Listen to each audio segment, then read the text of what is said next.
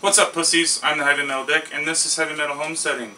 Today, we're making fucking booze! I've been promising you this for 6 months now, probably 7 or 8 by the time this actually ends up on the interwebs. We're gonna take these raspberries and this honey, and we're gonna get you fucking drunk.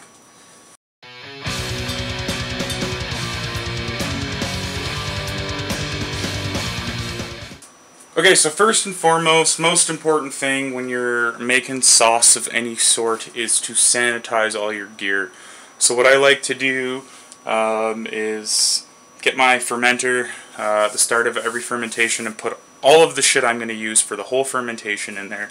So I've got a stirring spoon, I've got my siphon, I've got graduated cylinder right here.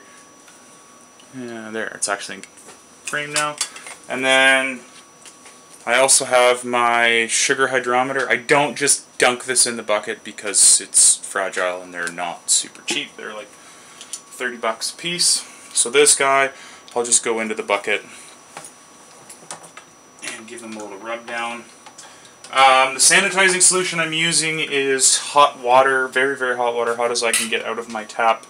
And the baking soda.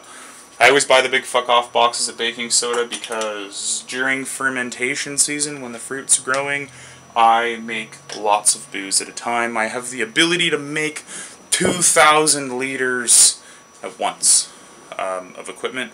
So yeah, that sometimes actually happens. Not very often, but once in a while I go completely bananas. Also, if you're own your house and you're thinking about making booze, I'm going to show you something brilliantly fantastic. Make sure you've got one of these guys that, you know, can do this, because I can put water from here into the fermenter without having to lift it up onto the counter. So, shit's clean and sanitized. A good way to make sure that your siphon is well clean and sanitized, what I like to do is put my fermenter up on the counter. So I had to adjust the camera there a little bit. So I'll put the fermenter up on the counter, I'll put the siphon inside the fermenter, and then I will run the solution of the sanitizing varietal through the siphon out into the sink. That way I know the whole siphon has been well sanitized. Which I really hate doing because sometimes I get fucking baking soda water in my mouth, and it's like when I used to cuss all the time as a kid and my mom washed my mouth out with soap. Sucks. There you go, so we're just going to let that run. So today we're going to make raspberry mead. I've got some raspberries here that were picked fresh out of our garden, but I hadn't got around to filming this video until just today. I also have a vat of honey. The reason I'm doing mead as my first booze making video is because mead is the first thing that I ever made successfully. It's cheap if you can get honey for a relatively good price. It's really easy to do. It's not like beer that requires a bunch of cooking and mash and blah blah blah. It's kind of just a fire it together and hope for the best sort of thing. If you've never made booze before, I really suggest starting with mead because it is quite simple. If you have made stuff before but you've never made mead, I just want you to be aware that mead, because honey has antibacterial properties, the honey and the yeast, you know, they kind of clash, and mead does tend to require a lot more yeast than you'd be used to, and it has a much, much longer fermentation period. I have a batch of yeast that has been triple pitched now, that's been on the fermenter for 8 months, and it's only just finished, which is abnormal for me, but that particular batch of mead I made with local unpasteurized honey. I just wanted to see what the difference would be using local unpasteurized honey versus commercial honey, which is what I've made most of my mead with up till now. So let's actually fucking make some booze. Alright, so here's our empty, clean, rinsed, sanitized fermenter. This bucket of honey that I've got here is about 5 kilos, and I have a recipe that's around 7 kilos, makes about 30 liters. But when I make mead, because the sugar content of honey is inconsistent, I always make my mead based on percentage of potential alcohol, which we'll get into in a few minutes. So what we're going to do is we're just going to run some hot water straight out of the tap. So there we are, like 3-4 liters. If you're American and you're watching this and liters are confusing to you, 1 liter is 32 ounces, which is 2 pints, I guess, something like that. So we're just going to dump this whole bucket of honey in here. It is crystallized a bit on the bottom, so it might be a little bit of effort to get it out, but we'll make it happen somehow.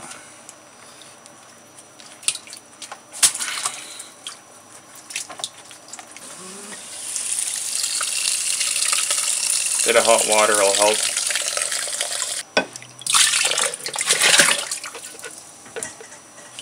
Alright, so there we have it. All the honey's in there. So now we're just going to stir the shit out of it and get it all dissolved.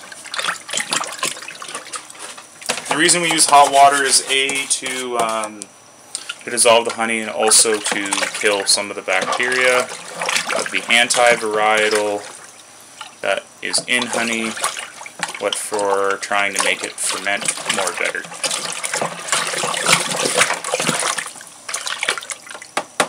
Alright, so there we are. It feels like I've got all the honey dissolved in there. Now we're going to add our big tray of frozen raspberries.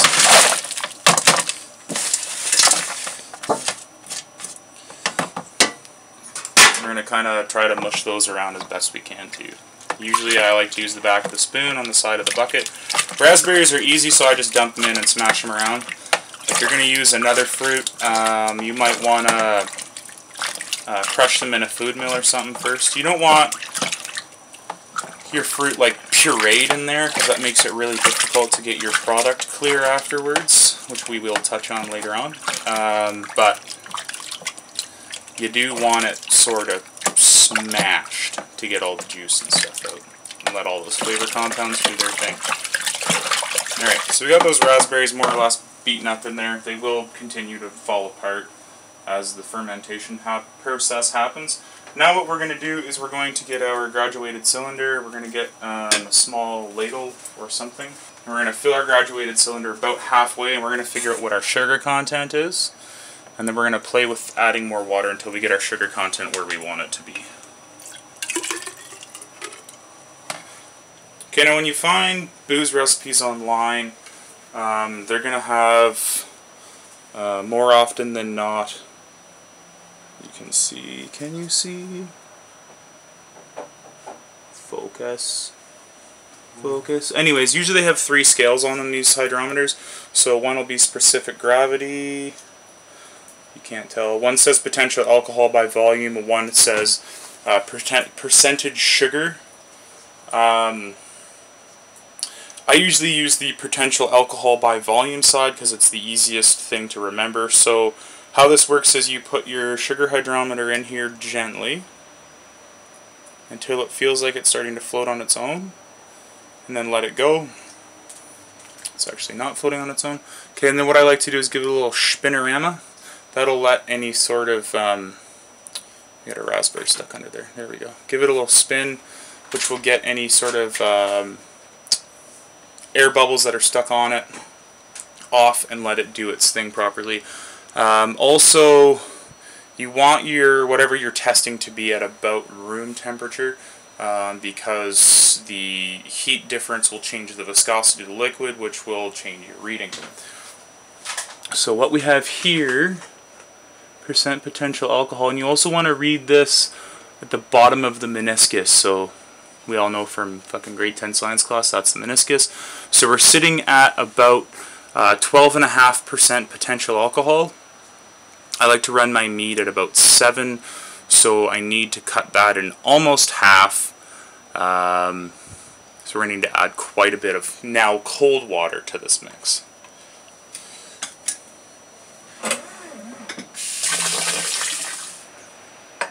Make sure you're really gentle when handling these things. Fucking expensive.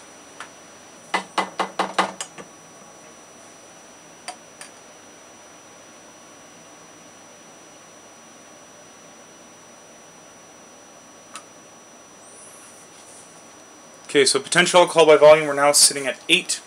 I'm going to add a little bit more water and try to get it closer to 7.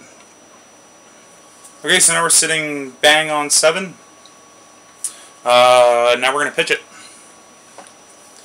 Alright, so this is Lovelin EC 1118. Wine yeast for sparkling wines, which is what I use for all of my fermentation, mainly because probably 70% of the booze that I make ends up being sparkling cider. Just because it's easy and there's lots of apples, and I have a really efficient system. You guys will see that when we get into the cider making video. So this 5-gram packet is supposed to be good for 4.5 to 23 liters. My batch is sitting at about 12 to 13. Usually I like to double the the strength for yeast when I make mead, just because of the antibacterial properties of the honey. So 1 packet will be good for this batch of yeast. Most recipes and winemakers and whatnot recommend a warm pitch, wherein you're going to take some of your must and heat it up, or if you have like a good consistent recipe and a good consistent honey product, when you add your honey to your water warm, you'll put your yeast in at that point. But I've had a lot of really good luck in my life with cold pitching, so I'm just going to cold pitch it. So we're just going to dump the yeast straight in as it is. We're going to stir the shit out of it. The only time I warm pitch is if I'm repitching. And usually you're repitching because your yeast didn't have a chance to build a good yeast mass and has died off before it's created the alcohol strength that you're looking for.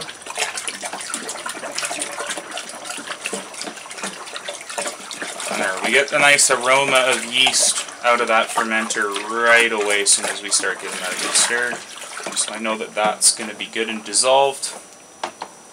Ready to go. So now we're going to put a lid on it. And then what I like to do when I'm doing multiple batches, which I'm not right now, but just for the sake of argument, is... So I like to get a dry erase marker to make sure my lid's nice and dry, otherwise these don't work very well. Okay, 7% potential alcohol. And today's date, which is August 12th. And then raspberry mead RM. And then if I've got a bunch of batches going on, I can just look at the lid and see what my potential alcohol is and the date and whatnot, and go from there. So that's it for now. We're going to let this sit for a couple of days. You got 2 different types of fermentation. This type of fermentation I believe is called malatoic. I could be completely wrong about that.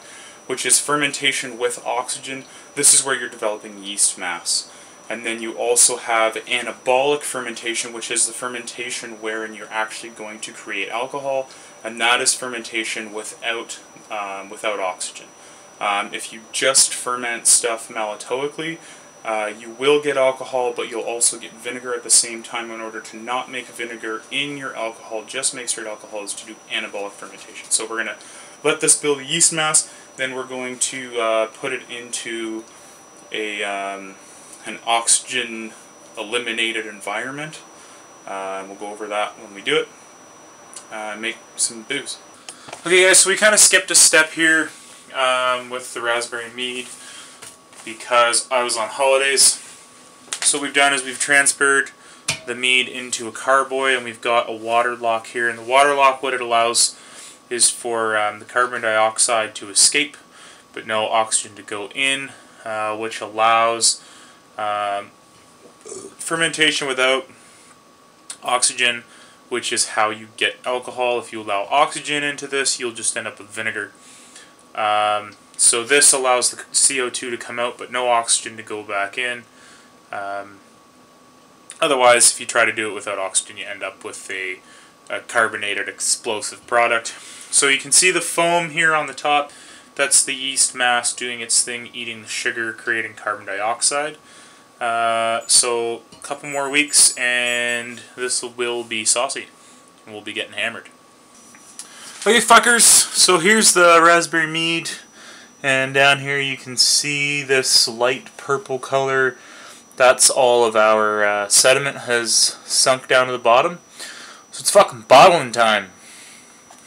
Alright, so the first thing we're going to do for bottling is we're going to wash our bottles. We're going to plug my sink, and we're going to fill the sink with hot water. So I'm just going to run water and let it heat up. So now we got our water heated up, what I'm going to do is I'm going to fill my sink using my siphon, which will guarantee me that my siphon is nice and hot and sanitized. And while that fills up, we're going to shake a bit of the old Arm & Hammer, oh fuck, wrong side of the box, Arm & Hammer into the sink.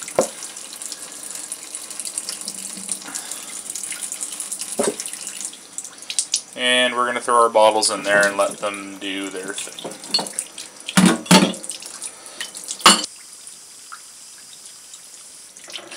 Alright, so now that I painfully filled my sink through my siphon to make sure that it's properly sanitized, I'm going to soak all my bottles in this baking soda hot water solution for about 10 minutes. Just to make sure they're nice and sanitized, and make sure that they're also fully submerged. Just to make sure they get as much heat, contact. I'm going to leave the siphon in there too for 10 minutes as well. Okay, so now that my bottles have soaked for 10 minutes, we're just going to empty them out.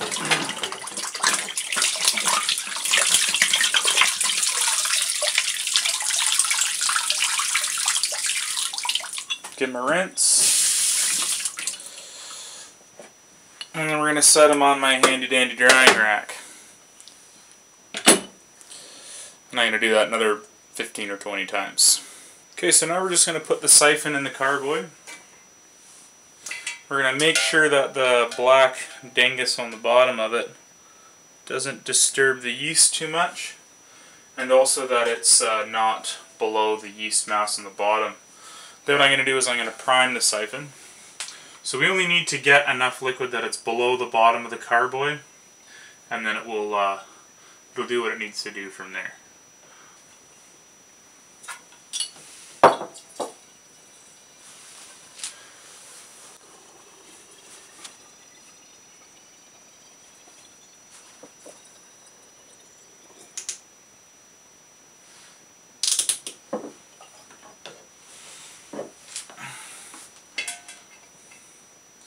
So there we have it, a liter of raspberry mead. We're going to chill that, then we're going to get hammered. Well fuckers, there we are, raspberry mead. It's all bottled up, she's all chilled. Let's have a taste. I've already been sampling my other batch of mead, and I gotta go to bed soon, so I'm not going to crush a liter of it like I usually do for you guys. Plus this is kind of nice.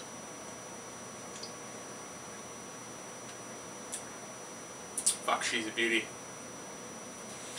If you want the recipe for this, I don't remember if I did at the start of the video or not, because this is months from when the video began, or weeks, or whatever the fuck. You can get it on my Patreon page. If it's not on this video, even if it is on this video, it will be on my Patreon page. Probably not today, probably not tomorrow, but eventually it'll be up there.